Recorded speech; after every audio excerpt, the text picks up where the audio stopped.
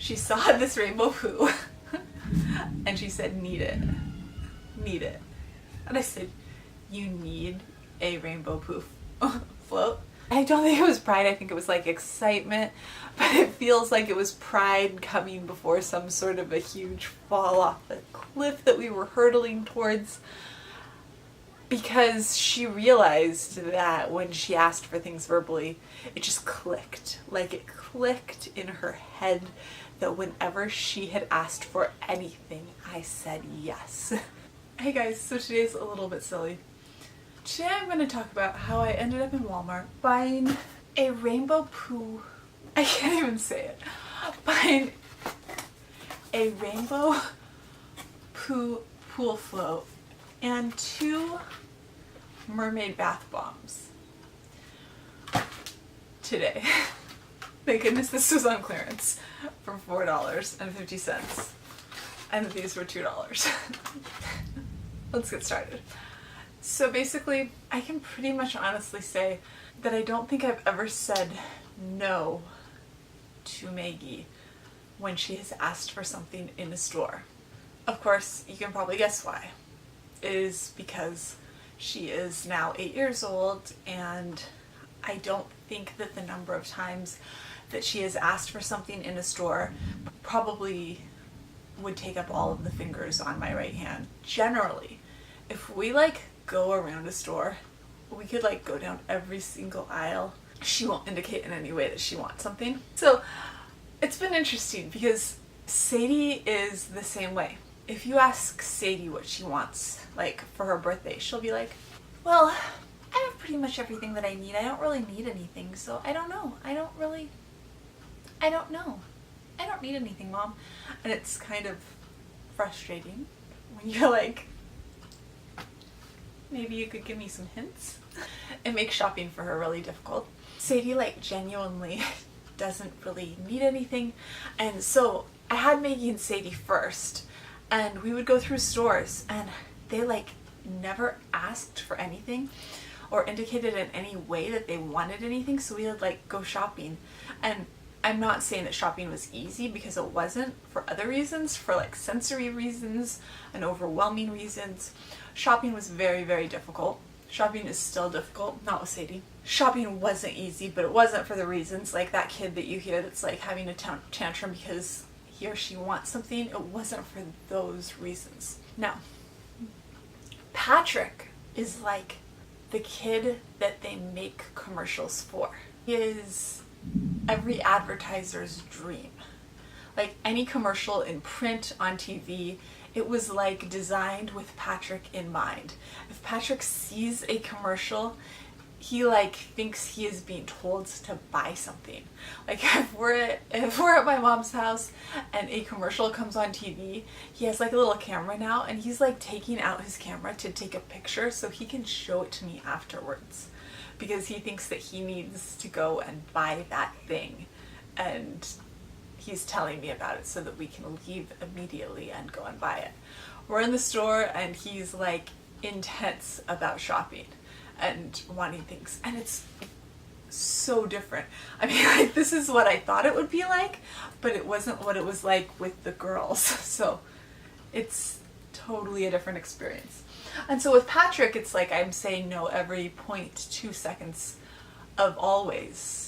I mean, whether we're in a store, whether we're at home, I'm constantly no, Mommy won't be calling that number because it's an infomercial. I'm not sure if you can hear that, that's thunder.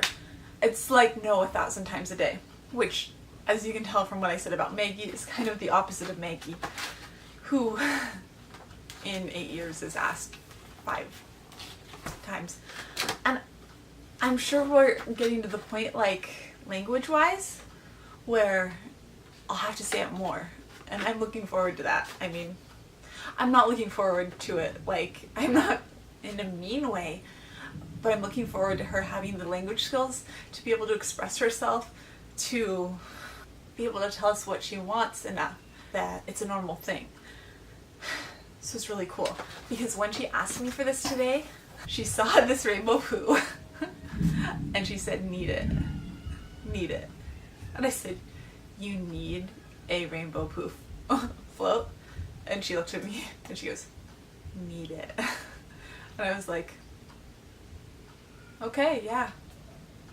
You can have a $4 rainbow poop float. I'm fine with that. Definitely is not a one-size-fits-all parenting strategy with her and Patrick on totally separate ends of not the autism spectrum, but just like the want it spectrum. I don't know. But those two little words of need it were so awesome to hear that I had to share it with you. I had to share our shopping experience. I just get a kick out of this thing. I get a kick out of everything that we walked by in the store, because we were walking around for a long time because it was like a torrential downpour and the science museum was closed on Mondays, and so we were going to go to the zoo, but it was a horrible storm, and so we were walking around Walmart for a long time, kind of burning time while Tessie was in therapy. And out of all of the things that she saw, this was the thing that she loved. And needed. Are you helping? Are you co-hosting? Are you making fun of me? Are you mocking me, kitty? You are, aren't you? You're here to mock me. He has good reason. Kitty's here to mock me because I was so excited the other day. It was bound to happen. I thought I was done recording from before. I was done. It was going to publish. It's a good thing I sat on that for a little bit. So the kids asked to go back to Walmart today because Patrick had been taking care of Nanny's cats. She had paid him for watching her cats. He had money burning a hole in his little pocket, and he wanted a Catboy watch. Not really a watch.